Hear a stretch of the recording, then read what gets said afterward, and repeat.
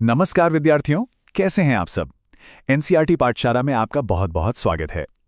यहाँ हम एनसीईआरटी के हर चैप्टर को समझते हैं, बहुत ही आसान भाषा में और कमाल के 3D विजुअल्स के साथ। आज हम फिजिक्स यानी भौतिकी के 3 ऐसे कॉन्सेप्ट्स को समझने वाले हैं जो एक दूसरे से जुड़े हुए हैं: कार्य, ऊर्जा और शक्ति, यानी वर्क, एनर्जी एंड पावर। तो चलिए शुरू करते हैं इस ज्ञान यात्रा को। तो काम या कार्य, ये शब्द तो हम सब रोज इस्तेमाल करते हैं, है ना। पढ़ाई करना, सोचना, सब काम ही तो हैं। पर क्या आप जानते हैं कि फिजिक्स की दुनिया में कार्य का मतलब कुछ और ही होता है, एकदम स्पेसिफिक।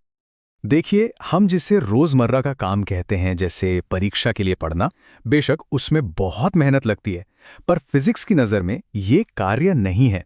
फिजिक्स में कार्य यानी वर्क सिर्फ और सिर्फ तब होता है जब कोई बल मतलब फोर्स किसी चीज को उसकी जगह से हिला दे, मतलब उसमें डिस्प्लेसमेंट हो।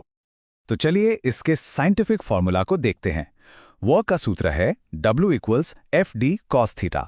यहां F का मतलब है बल, D का मतलब है विस्थापन, और ये जो थीटा है ये बल और विस्थापन के बीच का एंगल यानी कोण है। आसान है ना। अब इसके कुछ केसेस देखते हैं। पहला केस, पॉजिटिव वर्क। सोचिए, आप एक ट्रॉली को धक्का दे रहे हैं। आप जिस दिशा में बल लगा रहे हैं, ट्रॉली भी उसी दिशा में जा रही है, मतलब आपका बल मोशन में मदद कर रहा है। तो इस केस में किया गया कार्य पॉजिटिव होगा। अच्छा, तो अब बात करते हैं नेगेटिव वर्क की। कल्पना कीजिए, एक साइकिल सवार ब्रेक लगाता है और साइकिल फिसलते हुए रुक जाती है। यहाँ सड़क का जो घर्षण बल है यानी फ्रिक्शनल फोर्स, वो हमेशा मोशन की उल्टी दिशा में काम करता है। वो उसे रोकना चाहता है, तो यहाँ घर्षण बल द्वारा किया गया कार्य नेगेटिव होता है। और तीसरा केस बड़ा ही इंटरेस्टिंग है, जीरो वर्क, मतलब कोई काम नहीं हुआ। ऐसा 2 सिचुएशंस में हो सकता है। एक, जब फोर्स और डिस्प्लेसमेंट एक दूसरे के परपेंडिकुलर हो, यानी 90 डिग्री पर। और दूसरा, जब डिस्प्लेसमेंट ही जीरो हो, जैसे कोई वेट लिफ्टर वजन को बस उठाकर खड़ा है। बल तो पूरा लगा रहा है, पर वजन हिल नहीं रहा, इसलिए वर्क टन जीरो है।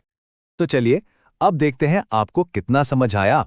ये रहा आपका पहला सवाल। जरा दिमाग लगाइए, क्या इस सिचुएशन में कोई डिस्प्लेसमेंट हो रहा है? अपना जवाब नीचे कमेंट्स में जरूर बताइए। ठीक है, तो हमने वर्क के बारे में तो समझ लिया, पर एक सवाल है, ये जो वर्क हम करते हैं वो जाता कहाँ है? क्या वो बस हवा में गायब हो जाता है?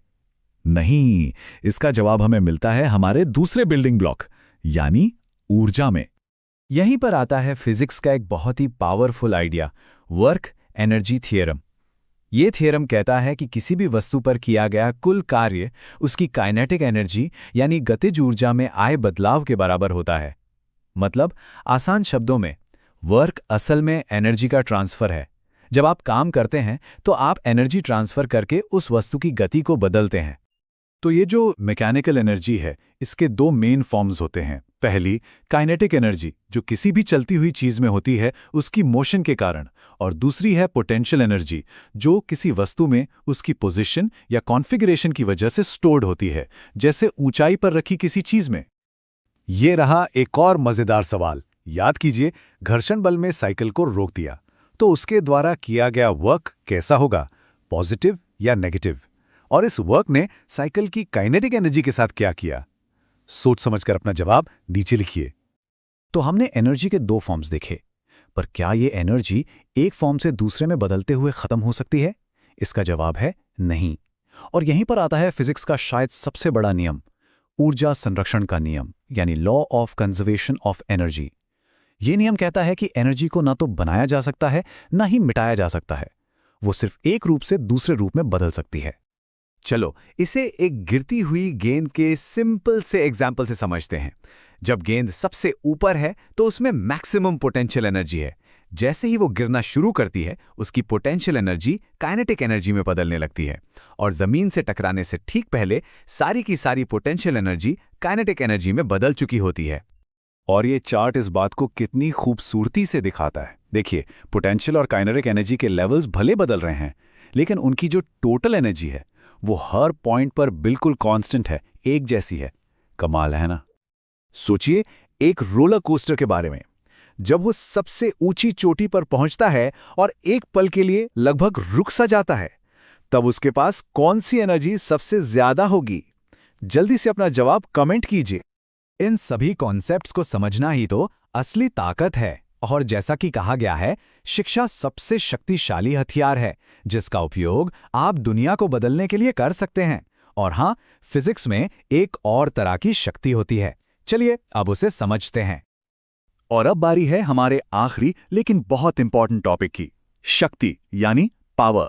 देखिए, सिर्फ काम करना ही काफी नहीं है, वो काम कितनी तेजी से किया गया ये भी मैटर करता है, और इसी को नापता है पावर। तो पावर का सीधा सा मतलब है काम करने की दर, यानी रेट ऑफ डूइंग वर्क। इसका फॉर्मूला है P=W/T, मतलब वर्क डिवाइडेड बाय टाइम। इसका ऐसा यूनिट होता है वॉट, जो कि जूल्स पर सेकंड के बराबर है। ये सवाल आपकी पावर की समझ को टेस्ट करेगा। सोचिए, दोनों ने काम तो एक बराबर किया है क्योंकि बक्सा वही है, पर एक ने कम समय लिया, तो ज्यादा पावरफुल कौन हुआ, ए या बी? अपना जवाब नीचे कमेंट्स में जरूर लिखिएगा। आपको एक मजेदार बात बताता हूं, आपने कार्स और बाइक्स के इंजन्स के लिए हॉर्स पावर शब्द तो जरूर सुना होगा। क्या आप जानते हैं कि एक हॉर्स पावर लगभग 746 वॉट के बराबर होता है? देखा, फिजिक्स हमारी एवरीडे लाइफ से कैसे जुड़ा हुआ है। और अब बारी है आज के सरप्राइज क्वेश्चन की। ये एक चैलेंज है। जो विद्यार्थी इसका सही जवाब कमेंट करेगा, उसका नाम हम अपने अगले वीडियो में फीचर करेंगे। तो अपना दिमाग दौड़ाइए और दिखाइए अपना दम। अपना जवाब कमेंट बॉक्स में लिखना मत भूलना। तो चलिए एक क्विक रिकैप करते हैं आज के मुख्य बिंदुओं का। पहला, वर्क तब होता है जब फोर्स लगा के डिस्प्लेसमेंट हो। दूसरा, एनर्जी काम करने की कैपेसिटी है।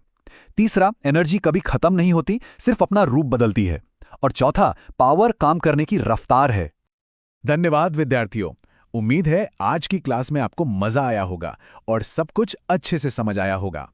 अगर हाँ, तो इस वीडियो को लाइक और शेयर करें और अपने चैनल एनसीईआरटी पाठशाला को सब्सक्राइब करना बिल्कुल ना भूलें। हम मिलेंगे अगली क्लास में। तब तक हर दिन सीखिए कुछ नया, सिर्फ एनसीईआरटी पाठशाला के साथ।